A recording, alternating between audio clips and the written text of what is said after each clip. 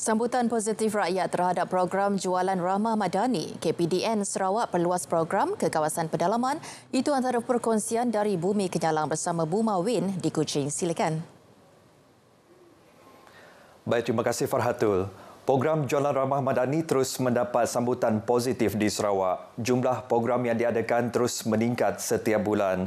Kementerian Perdagangan Dalam Negeri dan Kos Sara Hidup KPDN Sarawak berkata, golongan berpendapatan rendah terus menerima manfaat daripada inisiatif berkenaan dengan 900 siri jualan berjaya dilaksana di seluruh negeri sejak Januari sehingga Mei lepas.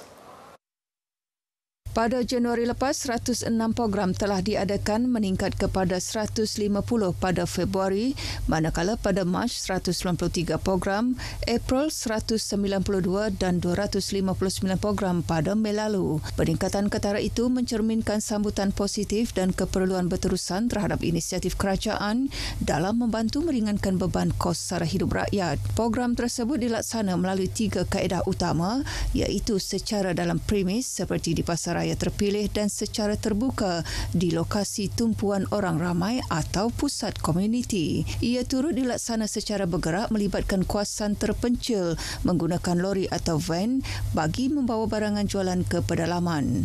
Menerusi program berkenaan, barangan keperluan harian seperti ayam, ikan, telur, minyak masak, beras dan sayur-sayuran dijual pada harga 10 hingga 30% lebih murah berbanding harga pasaran.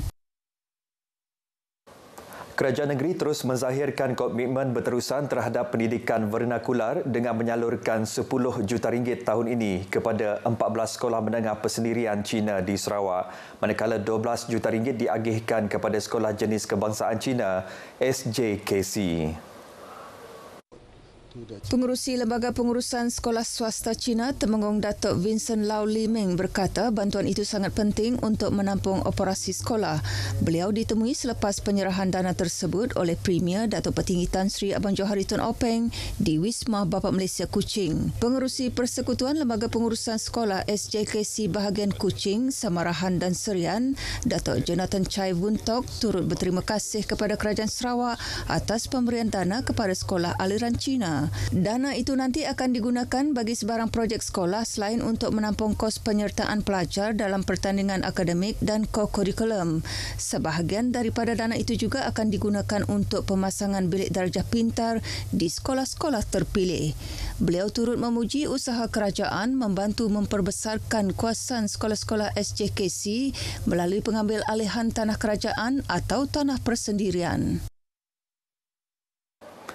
Baik, sementara itu Lembaga Amanah Kebajikan Melanau OYAK hari ini turut menerima geran berjumlah RM193,000 daripada Premier. Dana tersebut bagi tujuan operasi Galeri Warisan Melanau OYAK yang terletak di OYAK Mukah. Majlis penyerahan geran berlangsung dalam satu kunjungan hormat terhadap Premier yang diketuai Menteri Pembangunan Wanita, Kanak-kanak dan Kesejahteraan Komuniti, Datuk Seri Fatimah Abdullah. Datuk Seri Fatimah berkata galeri tersebut siap dibina pada 2022 dan telah merekodkan kehadiran lebih 6,000 pengunjung setakat ini. Bagi fasa seterusnya, satu lagi bangunan baharu akan dibina sebagai sebahagian daripada pengembangan galeri tersebut. Ia akan menampilkan 10 komponen berkaitan adat dan tradisi masyarakat Melanau termasuk tokoh-tokoh tempatan, makanan tradisional, perubatan warisan serta festival seperti Pesta Kaul. Turut dirancang pembinaan bengkel interaktif yang membolehkan pengunjung merasai sendiri pengalaman budaya Melanau secara langsung. Pameran Kerjaya dan Latihan SCAT Fair 2025 bakal diadakan pada 5 hingga 6 Julai ini di Pusat Konvensyen Borneo Kuching. Menteri Pendidikan, Inovasi dan Pembangunan Bakat Datuk Seri Roland Sagawiin berkata, penganjuran edisi ke-11 tahun ini menyediakan lebih 1,000 peluang pekerjaan selain pelbagai aktiviti sampingan lain. Penganjuran tersebut melibatkan kerjasama padu kementeriannya dengan pelbagai pihak, antaranya Tabung Ekonomi Gagasan Anak Sarawak Tegas, Pertubuhan Keselamatan Sosial Perkeso dan Petroleum Sarawak Berhad Petros. With a strong support from Perkeso in managing industry participation, the SCAT Fair 2025 will feature walk-in interview sessions for job seekers, offering 1,561 job vacancies across various sectors, including construction, manufacturing, and many more. Beliau berkata demikian dalam sidang media di Kuching. Penganjuran pelbagai acara dan program oleh Limbang FM membuka ruang untuk lebih ramai pendengar mengikuti stesen penyiaran ini yang terletak di utara Sarawak. Pengarah penyiaran Sarawak Wan Azahan Wan Hamad percaya lokasi Limbang FM yang berdekatan Brunei Darussalam memberi kelebihan untuk stesen tersebut menarik minat pendengar negara jiran. Kekuatan itu dengan program-program yang telah pun dianjurkan yang bersifat nasional seperti mana yang telah pun diadakan awal tahun dulu Hari Radio Sedunia peringkat zon Borneo yang telah pun diadakan di Lawas, dan akan datang ini pada Ogos akan diadakan Northern Region Music Festival yang kelima, dan saya percaya ini peluang terbaik yang 5FM boleh gunakan untuk meluaskan pengaruh ataupun meluaskan lagi jumlah pendengaran dan juga pendengar baru. 5FM walaupun berada di utara Sarawak ini tetapi berperanan besar yang boleh menyumbang kepada peningkatan jumlah pendengar daripada negara luar kita. Beliau turut berbangga dengan pencapaian Limbang FM menjayakan konsert Kitani sempena Hari Keputeraan Rasmi yang di-Pertuan Agong ke-17 peringkat Sarawak baru-baru ini, sekaligus membuktikan Limbang FM berupaya mengelola acara berprestij. Beliau ditemui pada Majlis Lambaian Kasih Sanjungan Budi bersama warga Limbang FM. Jabatan Imigresen Malaysia Sarawak menahan 84 warga asing menerusi op gegar dan op sapu yang dijalankan di sekitar bahagian Sibu Rabu lepas. Pengarah Imigresen Sarawak Abdul Halim Abang Naili dalam satu kenyataan berkata, operasi bermula sekitar jam 12.30 malam hingga 3.30 pagi yang dilaksana pasukan tindakan khas jabatan berkenaan.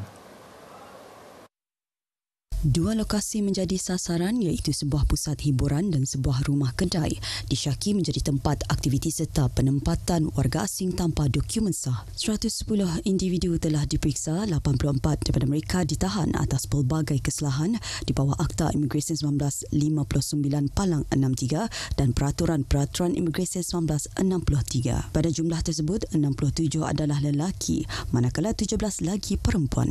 Tahanan terdiri daripada 63 lelaki warga Pakistan, 17 warga Indonesia serta seorang lelaki warga Myanmar. Antara kesalahan yang dikesan termasuk tidak memiliki pas atau permit yang sah, tinggal melebihi tempoh dibenarkan serta menyalahguna pas lawatan atau permit. Kesemua warga asing tersebut dibawa ke depo tahanan imigresen untuk tindakan lanjut.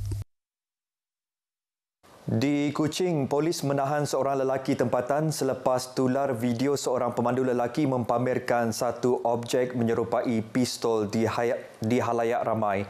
Menurut Ketua Polis Daerah Kuching, ACP Alexan Naga Cabuk, kejadian dipercayai berlaku semalam di persimpangan Jalan Keretapi Kuching. Hasil soal siasat, suspek 22 tahun mengaku terlibat dalam kes tersebut dan objek yang dipegang merupakan pistol tiruan. Suspek juga mempunyai 2 rekod jenayah lampau. Ujian saringan air kencing mendapati suspek positif dadah. Suspek direman 3 hari sehingga 23 Jun ini dan kes disiasat di bawah Seksyen 36-1 Akta Senjata 1960 yang memperuntukkan hukuman penjara tidak melebihi 1 tahun atau denda tidak melebihi RM5,000 atau kedua-duanya.